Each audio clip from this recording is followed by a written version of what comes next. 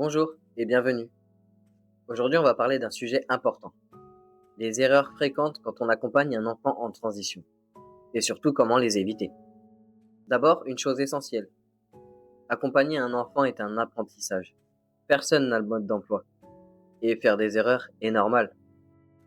Cet épisode n'est pas là pour faire culpabiliser, il est là pour aider à comprendre, ajuster et avancer ensemble.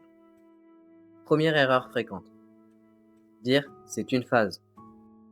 Beaucoup de parents disent ça pour se rassurer, pour se dire que ça va passer.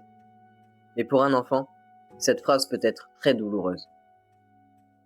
Elle peut donner l'impression que son ressenti n'est pas pris au sérieux, ou qu'on attend qu'il change d'avis pour l'écouter. Reconnaître un ressenti ne veut pas dire figer l'avenir. Ça veut dire simplement écouter ce qui est là, maintenant. Deuxième point, poser trop de questions trop vite. Quand un enfant parle de transition, on veut comprendre. Alors on pose beaucoup de questions. Sur le corps, sur le futur, sur les décisions. Ces questions ne sont pas mauvaises, mais posées trop vite ou en trop grand nombre, elles peuvent devenir écrasantes. L'enfant peut se sentir interrogé plutôt qu'écouté. Parfois, il n'a même pas encore toutes les réponses lui-même. Laisser du temps et de l'espace est souvent plus aidant que chercher des réponses immédiates. Troisième point important. Parler à d'autres sans son accord. Par souci de comprendre ou de se faire aider, certains parents en parlent autour d'eux. Mais pour l'enfant, cela peut être vécu comme une trahison. La transition est personnelle.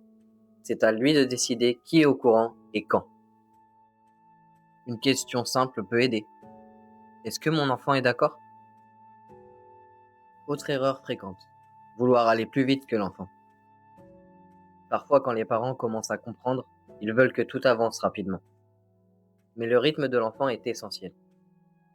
Il peut avoir besoin de temps pour explorer, tester, changer d'avis ou simplement respirer. Aller trop vite peut créer de la pression.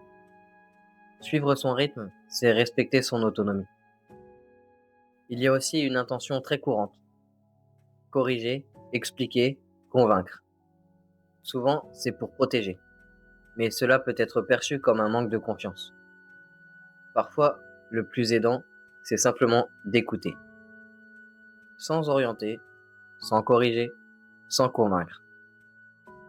Et surtout, il faut rappeler une chose essentielle. Se tromper, ce n'est pas grave. Se tromper de prénom, mal choisir ses mots, ne pas comprendre tout de suite. Tout cela peut arriver. Ce qui compte, ce n'est pas d'être parfait. C'est de reconnaître l'erreur, de s'excuser et d'essayer à nouveau. Un parent qui apprend est un parent qui soutient. Pour conclure, les erreurs font partie du parcours.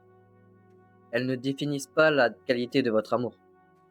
Ce qui compte, ce n'est pas de tout faire parfaitement. C'est de rester à l'écoute, ouvert et prêt à évoluer. Un petit message clé, on peut apprendre, s'ajuster et cela suffit déjà à faire une grande différence. Merci de votre écoute.